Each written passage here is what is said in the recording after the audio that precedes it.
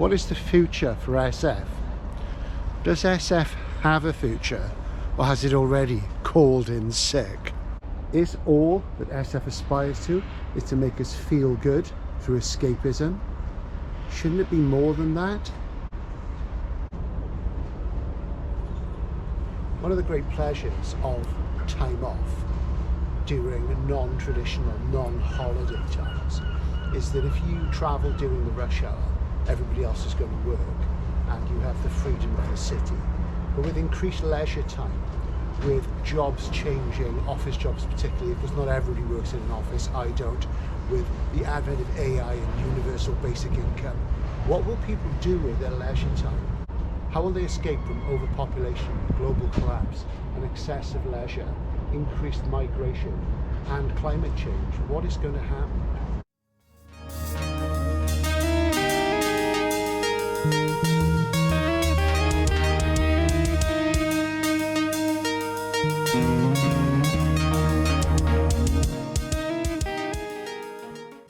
The future, of course, is already here. It's all around us, and it has been for a long time.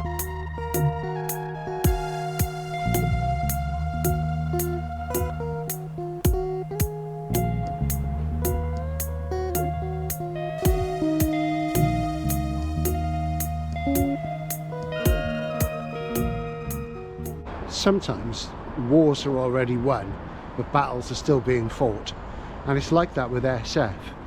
SF came out of the gutter. There's that famous thing, the first ever course taught in SF at a college, and just before it began, before the lecturer came into the room, somebody wrote on the board, "Keep SF in the gutter where it belongs." They were concerned about the encroachment of academia. And this is what the new wave was about bringing, literary techniques into SF, to raise it up, to get people to take it seriously. Because while the visionaries could, the literati couldn't. And yes, they were behind, but something had to be done. The old city, of course, endures up to a point.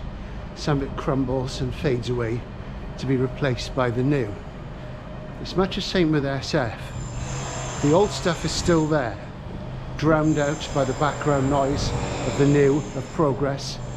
But is it actually regress? Isn't it better to conserve and look at what is of quality and think about creating for its own sake? But what do the writers of today think? The writers of the future, the writers of tomorrow, who are writing today? Or are they just writing yesterday again and again? I hope to find out, because today I'm in Bristol and I'm meeting my friends and science fiction writers Tom Toner and Stark Holborn. And if indeed that this is the direction that it should go, on a curving route instead of an upward one.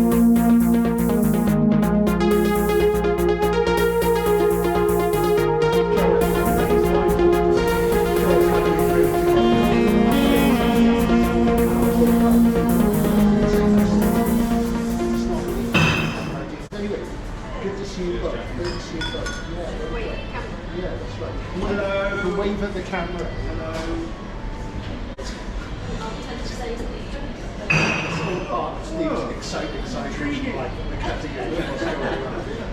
That's the whole thing. It's just exciting. Groundbreaking. Yeah, groundbreaking. What an amazing concept. What did you come up with? My brain. So there I was, pubbing it yesterday with Stark Holborn and Tom Toner. And there'll be a new interview with both of them on the channel sometime next year when they have new books coming out. Stark has a book just come out under a pseudonym, a second pseudonymous book. I'm not going to tell you what that is, as I'm not sure if I'm allowed to. And Tom currently has a book with a major publisher looking at it, and another one in the works. He's been busy with other things for quite some time. So when they've both got books out, we'll do another interview with them. But please watch the existing interviews on the channel, because Tom's a really fun guy and Stark is a real sharp, smart cookie. She's great. So it was really great to see them. But it was interesting. We were talking there in the bar, and I didn't sort of film what we were talking because it was noisy and we couldn't really do it. And it was a bit cold outside, really. And we were just catching up because it'd been a while. But it was interesting. We talked about, we talked shop a lot. And they talked about agents and what was happening, which is always really interesting for me as a bookseller. And they mentioned Ken McLoud. And this is one of my favourite Kens, the Restoration Game. And Ken is, of course, the guest of honour at the WorldCon in Glasgow next year, which I probably won't be going to. I did an event with Ken some years ago. Great guy, signed a load of books for me. And we were talking about how his writing, they were both saying, both authors were saying that, you know, he's writing about all this stuff on other planets and what have you, but it's actually about Scottish shipyards and socialism. And they were sort of almost bemoaning the fact that that's what he was really writing about. And I thought that was quite interesting, and not to have a go at Tom and Stark, because I love them both, they're great, but they didn't have that metaphoric expectation that perhaps older readers and readers of literary SF have, and they both write really well. But they were expecting SF to be SF and not to work at another level through those comments. So that's what I thought, which I thought was quite interesting. And I made the point that this is a great book, which appears to be like a near-future techno-thriller. Then at the end, it is this amazing conceptual breakthrough. And there's a thing which is rather similar to one of James Blish's books, one of the most famous, well, it's a series of Blish books, a famous series. I'm not going to talk about that. But if you want to read some Ken, do. But I was saying, yeah, but of course, you know, it is about socialism Scotland, because that's what he sort of grew up with, and that's his thing. Political SF is his thing, and you know, that's what SF can do. It's not just the representational level you see on the top, it works on other levels as well. So it's quite interesting, and it made me think that maybe a lot of writers in the younger generations aren't working that way and don't think of SF that way. They think that when they're writing about a spaceship, it's a spaceship, and that's fair enough, but it is an interesting point of view. I went on to mention that one of my favourite Ken McLoud books is this novella, The Human Front, which I also have a PS hardcover of. And this is a short book. And this is a Gollancz binary. I'll just show it to you. So it's a DOS chat book, a bit like an ace double. On the other side is Eric Brown's A Writer's Life, which is a good little novella as well. And sadly, he died recently. He's really young. He's about 62, 63. And I really like this. And I mentioned to Tom Stark how this is about socialism, this alternative sort of world where Russia is slightly different. It's flying saucers and stuff. But it's great stuff, you know. So why not? So if you do like a strong bit of radicalism, Ken's the man. So give that a try. But I just thought I'd show that because these binaries, I think there's only about 4 of them. And there's one which is a Michael Marshall Smith, and I think it's Kim Newman. I think it's The Vaccinator on one side and Andy Warhol's Dracula on the other, which are both really, really good. So I must try and pick that up. I've got them hardcover, but you know, it is what it is. You've got to try and get the collectible paperbacks as well. So another thing, as death seems to be coming up a lot in here, I mentioned the other day the passing of Michael Bishop, and in one of the Nightfall Diaries, I mentioned that that he wrote this book with Ian Watson by correspondence under Heaven's Bridge, and they wrote out their ever meeting. They met afterwards, so I just thought I'd show that to you as well. Isn't that amazing? Look at that, sharp and fleet, beautiful stuff. 2 incredible writers together. What a treat. So what did I get in my day in Bristol? You know, you hope to get certain things and you look for them, you can't find them. You hope to get good second-hand books and nobody's got anything worth selling. You look to get certain new books and nobody's got them in stock and what have you. But I went to the Last Bookshop, which is halfway up Park Street, and it is a little bit of a chain, and they're a remainder store. And I used to go there more often because I could often get things like Gollancz Masterworks there for £3, which is cheaper than even I get them my staff discount. And they put the prices up a bit. But there's the odd thing which is still well worth getting. And I came across this. This is Kurt Vonnegut, Welcome to the Monkey House, which I used to have years ago. I used to have a Granada of it, and it was A format. This is a vintage B format. And I normally won't buy vintage books because the production quality is so bad and because the designs are so useless. But this is a print on demand one, and you note it's pretty shiny. Now, if you buy one in a regular bookshop, it'll be matte. It'll have a matte sort of laminate rather than a shiny one. And I actually quite like these with a shiny laminate on. So, and I haven't read these stories for years. There's one or two I've read recently. And there's this introduction where he goes on about him and his body and his health. Doesn't tell you anything about the stories, where they appeared or what have you. Doesn't mention SF at all, but there are some good science fiction stories in here, like Harrison Berger, which I know that Keith Roberts thought was a work of genius.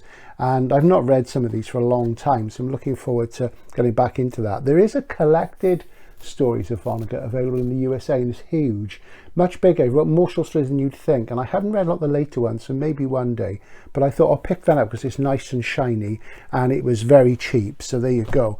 Another book I used to have, you see a theme is emerging here, and I got rid of it, and it's clearer. I don't know why. And this is a book which is in my 100 must-read fantasy novels. I seem to recall it is anyway. And this is The Forgotten Beasts of Eld by Patricia Kuck. Absolutely lovely, beautiful prose, influenced by Le Guin, very fairy tale-esque, soft, gentle, wise, and stately, and really, really good. I mean, the thing is now is that the young female fantasy author reader interface, they're not reading this stuff. Who read this stuff? It was mostly guys back in the 80s. Absolutely beautiful. And in America, she's pretty well known. Wrote lots of singletons, and that's the thing, singletons, not always series. And really, really good. And you can pick this up. And these fantasy masterworks are absolutely beautiful. They really are. And there's another one called Umbria in Shadow, which is a much later one from about 2002. I haven't read that one. I haven't read it for years. So I'll probably just pick this up and read a bit of it just to get a feel for the prose. And absolutely lovely. And this is great stuff. It's about a girl who, let me see, she is the granddaughter or great-granddaughter of a wizard, and there are all these magical animals surrounding her, and she has to look after this little baby boy, and he grows up and gradually they fall in love. So, it's quite interesting stuff, and there's more to it than that, but absolutely gorgeous. You want really, really fine writing in fantasy. This is the kind of thing. Go for her. Excellent stuff. Then I bought another book I already have, and it's because I just love this book, and I've mentioned it on the channel before, and I did a video about this author which I mostly shot in Italy when I was in Capri earlier this year. This is The Tartar Steppe by Dina Bazzi in Canongate, The Canons. Lovely series of books, always worth looking at, fantastic. And you could call it a literary fantasy novel. It's unspecified where and when it is. It was written in the late 1930s. Bazzi was Italian, and it's about a young man called Drogo who wants adventure, and he signs up with the army and he goes off and becomes a lieutenant, and he is posted to this fort which overlooks this desert, this Tartar steppe, and somewhere on the other side of this desert, he and his commanding officers and the rest of his milieu, they believe that there are enemies on the other side of this desert, and they wait for the invasion to come. There's an amazing film called Desert of the Tartars, which is great. This is a book about waiting and ambition and time, and it's really, really quite something. And I've got two other editions of this. I've got a Penguin Modern Classic, I've got the new MYRB one, but I've always loved this, and I just get the feeling that this particular cover is going to go out to print, and I don't know why, I just have that feeling, and it's really beautiful, of the pink and the blue. So I decided to get that because this is a book I can read and read. Had a profound impact on me when I first read it, which would have been about 15-16 years ago. Amazing. One of the best literary fantasy novels ever, and a true existentialist novel as well, a modernist existential novel about your existence preceding your essence. Really great stuff. At the moment, of course, it's November, it's late November, and the 60th anniversary of JFK. I think the day I'm filming this is the 60th anniversary or thereabouts of the assassination of JFK in Dealey Plaza, Dallas, Texas, you know, the defining event of modern America, not postmodern or contemporary America, but modern America, and a really, really big thing. And I decided to dig out a book which I haven't read for a long time, and when I went to look for it, I realised I'd sold it on a long time ago, because I find this author somewhat irritating at times and inconsistent. I've read about 8 books by him, and I liked half and the others I disliked, and I sometimes think he's too clever for his own good and needs to be a bit more direct. And I tend to like the books by him which are probably not so popular. I think his less popular books are the best ones. And this is Libra by Don DeLillo, which is about Lee Harvey Oswald, the man who supposedly shot Kennedy. And of course, he's an interesting figure. He spent time in the Soviet Union. He was a radical, and it's a big book, but I really enjoyed this one. And this was the one I enjoyed the most. I also enjoyed Americana. Is a great one as well, and Mao too is a fantastic one, an incredible opening sequence of a mass wedding, but this is great, so I'm going to have a go at that. So I had to rebuy this and applied my staff discount to it, and really great stuff. So at some point later this year I'm going to go back to that, and I don't think I'll ever read any more DeLillo again, but I really want to go with that one again. Something else which I sort of blown hot and cold about, because I haven't exactly gone off his books. I still think he writes really well, and he is a friend. I've not seen him for a few years. I realised we haven't seen each other since just before the pandemic. We have been in touch, and I hope one day to do an interview on the channel. There's a really popular writer called Mick Heron, and this is The Secret Hours, and this is a signed copy, and I've got loads of books signed by Mick, because I first started reading him in about, let me see, when was it? Around about 2012. And he took my head off. He's a thriller writer, spy novels, and there's some crime novels before that. And they're really, really good. They're funny. They have these great ensemble casts. And every now and again, he steps outside that and will do a singleton. And sometimes they're related to his series books, the Slow House books, they're called. And this appears to be a singleton. And it's got this very sort of bestseller livery. And he became a bestseller round about, 2020, and I got him to Bath in 2016 for his first event in Bath, and we did another one then in 2018. Great guy, very self-effacing, very talented. Now he's a genuine bestseller and addictive. There's been TV series on Apple of his books, and this is a spy novel, and it appears to be a sort of internal investigation thing.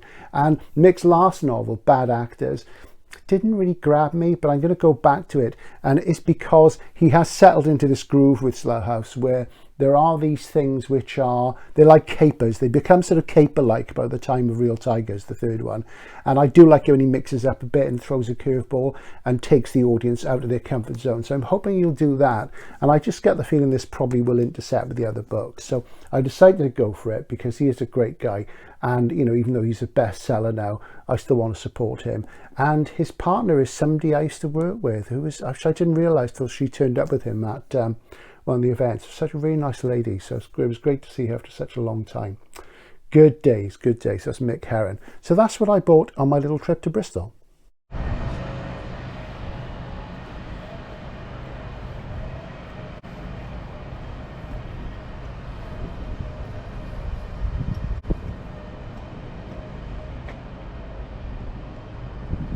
It's still there beneath your notice.